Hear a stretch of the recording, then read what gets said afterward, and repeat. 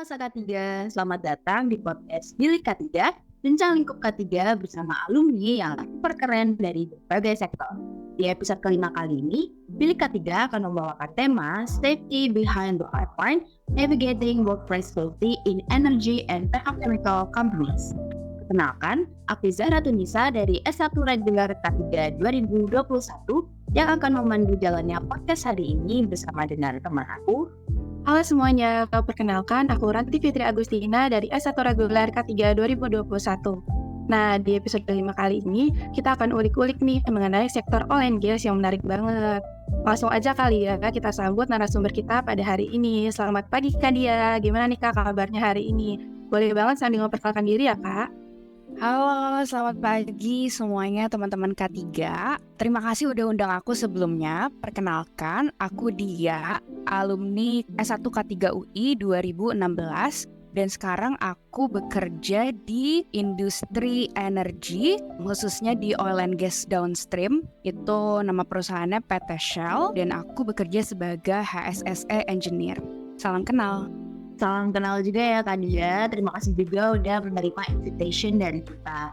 Jujur aku udah penasaran banget nih mau ulik-ulik tentang sektor pekerjaannya Kak Dia. Kalau gitu langsung aja kita mulai perbincangan hari ini. Oh iya, sebelumnya disclaimer sedikit ya teman-teman, bahwa apa yang kita diskusikan hari ini hanya sebatas sharing dan berbagi informasi berdasarkan pengalaman dan juga pandangan narasumber. Jika ada perbedaan pendapat dari hal-hal yang sudah disampaikan, maka hal tersebut murni dari unsur ketidaksengajaan dan tidak ada maksud tertentu. Nah iya betul banget nih Ran. Oke Kak Dia, langsung aja kita mulai ya. Aku mau tanya dulu nih, Kak, gimana sih cerita Kak Dia bisa memulai karir di sektor oil and gas ini? Jadi aku pertama kali lulus sampai sekarang udah hampir 3 tahun, itu aku memang belum pindah. Jadi memang dari awal aku udah di oil and gas setelah lulus. Nah, awalnya hanya karena kita apply itu dan keterimanya itu. Sesimpel itu doang sih. Tapi mungkin yang lebih perlu dikulik juga adalah kenapa aku bertahan gitu selama 3 tahun di situ. Karena aku ngelihat banyak banget hal yang bisa dipelajarin di sektor energi, terkhususnya di oil and gas juga. Aku melihat di sisi ketiganya banyak yang bisa dipelajarin, di sisi industrinya itu juga cukup promising ke depannya. Jadi itu sih awalnya. Oke, jadi dari sisi ketiganya di sektor oil ini banyak yang bisa dipelajari ya Kak, dan tentunya sangat menjanjikan juga. Oke, kalau gitu aku mau lanjut nih Kak ke pertanyaan selanjutnya. Boleh dong Kak di-share nih ke kita semua apa aja sih peran dan tanggung jawab utama dari seorang profesional HSSE di industri oil and gas? Oke, jadi tanggung jawab dan peran HSSE itu di industri oil and gas tentunya besar banget karena kita tuh aktivitasnya mayoritas adalah high risk activities yang impactnya juga itu besar banget. Nah, aku juga baru sadar ketika masuk bahwa ternyata HSE itu se-influential itu terhadap kebijakan-kebijakan perusahaan. Kayak semua kebijakan perusahaan tuh pertimbangannya berdasarkan HSE gitu di oil and gas. Nah, kalau misalnya kita ngomongin soal tanggung jawab, pasti kita juga ngomongin soal tujuan gitu, goalnya. Yang jelas sesimpel kayak jangan sampai ada yang sakit, jangan sampai ada yang celaka, dan jangan sampai ada cemaran ke lingkungan. Mungkin perlu disclaimer dulu ya, biasanya di oil and gas itu memang HSE itu health, safety, dan environment tuh jadi satu gitu. Kalau misalnya kita kan kuliah K3 doang ya, keselamatan dan kesehatan gitu. Tapi rata-rata ketika kita udah jadi praktisi HSE, kita mesti ngerti nih soal lingkungannya juga. Jadi tidak adanya cemaran ke lingkungan itu juga jadi target dan tanggung jawab praktisi HSE gitu. Nah, sebenarnya gimana bisa achieve goal itu?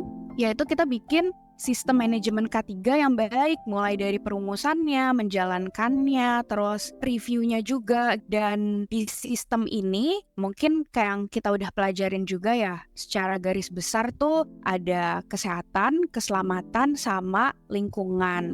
Nah, kalau misalnya dari kesehatan sendiri, biasanya tuh pembagiannya ada dari personal health, terus juga ada ergonomic dan human factor engineering.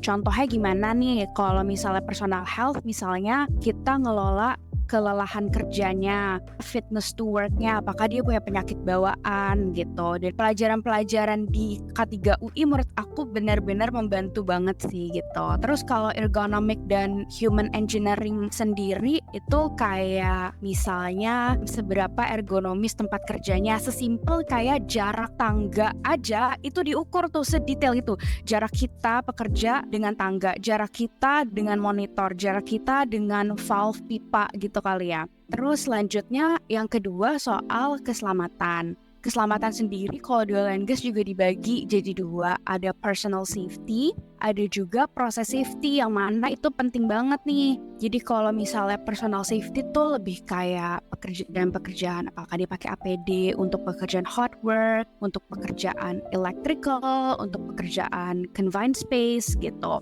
Tapi ada satu lagi yang penting banget dan menurut aku ini lumayan PR juga karena kita mesti ngerti banget soal engineeringnya, yaitu si proses safety. Gimana desain dan engineering dari operasional kita tuh sudah memenuhi standar keselamatan. Ini aku kasih contoh aja ya, misalnya kita punya bahan-bahan yang bahaya, contohnya acetic acid gitu. Terus kita juga mesti nentuin nih di temperatur berapa dan di tekanan berapa dia itu bisa berbahaya bagi pekerja dan bagi lingkungan. Itu kan sesuatu yang sangat teknikal ya, dan kita sebenarnya belum pelajarin juga dulu di kuliah gitu. Jadi akan banyak hal yang aku pelajarin. Relate lagi ke pertanyaan pertama, ini salah satu kenapa aku betah gitu di sini karena banyak hal baru yang aku pelajarin. Terus selanjutnya di sisi environment juga, ini banyak banget sih karena kita tahu kalau oil and gas itu adalah salah satu industri yang sangat responsible terhadap lingkungan karena dia ini berkontribusi terhadap emisi karbon. Jadi perannya juga cukup besar di sini. Tapi setelah kita membuat sistem manajemen K3 yang bagus, penting juga untuk bisa mendeliver itu ke seluruh pekerja. Karena tanggung jawab K3 itu sebenarnya bukan di personel K3 doang sih. Jadi gimana caranya kita harus memastikan bahwa seluruh pekerja di tempat kita ini mengerti dan menjalankan sistem K3 itu. Jadi banyak tanggung jawab dan perannya gitu sih.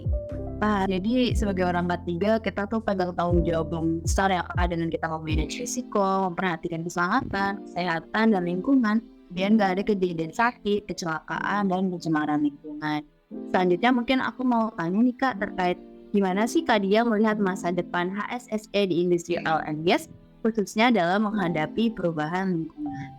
Oke, mungkin dari dua sisi ya point of view ngeliatnya. Satu sisi HSE-nya sendiri, satu lagi sisi oil and gas-nya. Jadi kalau dari sisi HSE-nya menurut aku ini karir yang lumayan menjanjikan dan gak akan hilang. Kenapa? Karena aktivitas operasional dari sektor energi atau sektor oil and gas ini itu akan selalu melibatkan orang dan akan selalu high risk. Mau itu kita orangnya pun jadi berkurang digantikan mesin, itu tetap akan punya risiko yang tinggi gitu terhadap keselamatan asetnya juga gitu, bukan cuma keselamatan orangnya.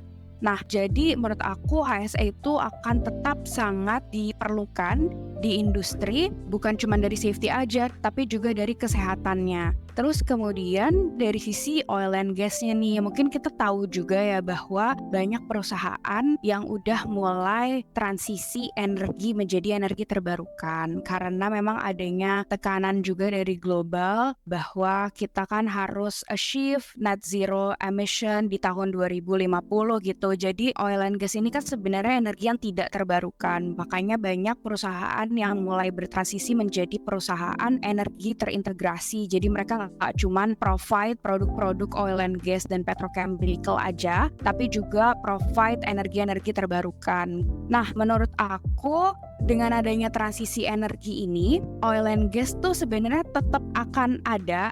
Kalau aku baca-baca sih sampai 2050 tuh masih akan naik lah gitu. Cuman mungkin setelah 2050 akan mulai transisi ke energi terbarukan. Tapi kan sama aja, tetap industrinya sama-sama energi gitu. Dan nggak apa-apa, kita justru harus jadi terbuka dari oil and gas terus kita pindah ke energi yang lebih terbarukan. Nah, perannya sendiri di transition energy ini menurut aku juga jadi besar gitu. HSE 1, kita tuh punya tanggung jawab lingkungan. Kita mesti bertanggung jawab juga terhadap kontrol emisi karbon kita. Dan itu yang aku alamin di perusahaan aku sih. Itu mulai terasa kayak peran HSE itu menjadi scope melebar ke arah kontrol karbon. Terus kemudian juga dengan adanya energi-energi terbarukan ini akan banyak proyek-proyek baru. Pasti aku yakin, mungkin kalian juga udah pernah dengar, sekarang kita lagi bangun PLTS di Cilegon yang terapung besar itu kan proyek yang pastinya membutuhkan HSE. Semakin banyak proyek, semakin banyak HSE dibutuhkan. Jadi nggak akan hilang sama sekali HSE di industri oil and gas maupun di industri energi secara lebih besar lagi gitu. Oke, jadi intinya kalau misalnya dari sisi HSE itu kita masih sangat diperlukan ya Kak di industri, karena walaupun sudah diganti dengan mesin pasti masih ada berkelimpukan dengan manusianya. Oke, keren banget nih sektor oil and gas. Mungkin teman-teman bisa dijadikan pilihan ya untuk berkarir di sektor oil and gas ini. Terus selanjutnya aku mau nanya nih Kak, menurut Kakak selama berkarir di sektor oil and gas ini pelajaran penting apa aja sih Kak yang Kakak dapetin? Oke, pelajaran terbesar aku di karir aku di industri oil and gas, satu adalah belajar hal baru, yaitu dari sisi engineering itu kan sebenarnya baru banget ya buat aku. Tapi justru itu menariknya dan itu yang membuat aku nggak bosen. Selalu ada hal baru yang aku nggak ngerti sih. Tapi nggak apa-apa untuk nggak ngerti itu, kita kan bisa belajar. Terus kedua adalah gimana manage orang, itu sesuatu yang aku baru pelajarin juga. Jadi ketika aku kerja di industri oil and gas, akan banyak orang-orang dari berbagai latar belakang, demografi yang berbeda-beda, dan itu cukup menarik. Mulai dari yang hanya lulusan SMA, yang emang udah di level S1, ada yang sangat-sangat pintar di level S3, itu banyak gitu. Dan approach-nya itu akan berbeda. Aku approach dengan pekerja yang mungkin hanya lulusan SMP, SMA, itu akan berbeda tentunya dengan aku approach dengan manajer aku. Padahal topiknya sama-sama K3 gitu. Jadi itu sesuatu yang aku pelajarin banget sih, banyak tantangan dan banyak experience juga. Terus aku juga belajar gimana caranya supaya lebih terbuka lagi gitu. Kayak misalnya aku cuma ngerti soal keselamatan sama kesehatan, tapi ternyata aku dapet tanggung jawab soal lingkungan yang juga lumayan berat gitu. Tapi ya nggak apa-apa, justru itu kita belajar gimana caranya supaya bisa lebih berdampak lebih luas lagi. Jadi kalau misalnya kalian mau berkarir di dunia HSE energy atau oil and gas, coba aja dulu karena menurut aku banyak pengalaman yang bisa didapat dan itu seru banget sih. Oke, keren banget nih apa jets yang bisa kita pelajari. Selalu ada hal baru, baik dari manage orang dan cara approach mereka, dan di oil and gas itu selalu ada room for improvement. Nah, setelah kita dengar jawaban-jawaban dari Katia, banyak sekali ya hal-hal menarik dan baru mengenai K3 di industri oil and gas. Dan sebenarnya masih banyak banget nih yang pengen kita bahas. Namun karena keterbatasan waktu, soalnya kita cuma bisa sampai sini Kak. Betul banget Cici, waktunya singkat nih, tapi hari ini kita benar-benar mendapatkan banyak hal baru yang tentunya insightful dan sangat menarik. Mungkin sebelum kita benar-benar berpisah nih Kak, boleh dong Kak Dia sampaikan sedikit pesan untuk mahasiswa K3 biar makin semangat lagi nih Kak kuliahnya. Oke, pertama adalah jangan melimit diri kamu sendiri hanya karena kamu ngertinya soal K3 aja. Jadi kamu maunya ya udah di sisi K3 aja, tapi coba untuk terbuka lagi gitu ke sisi lingkungan, ke sisi bisnisnya juga gitu.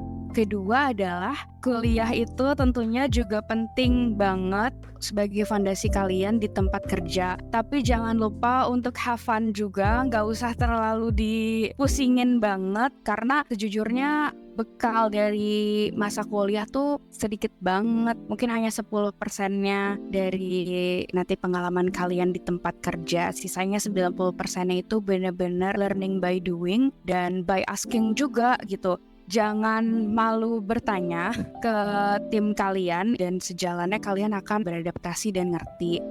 Oke, jadi ini penting banget ya teman-teman. Jangan lupa belajar, tapi di satu sisi jangan lupa juga buat have fun. Sekali lagi kami ucapkan terima kasih banyak kepada Katia yang telah bersedia hadir dan membagikan pengalamannya. Semoga pembahasan hari ini dapat memberi insight baru bagi teman-teman, terutama mengenai K3 di industri oil and gas. Sekian dari kami untuk podcast hari ini. Terima kasih sudah mendengarkan. Tetap utamakan keselamatan dan kesehatan diri Anda karena budaya K3, budaya kita. Bye-bye. Bye-bye.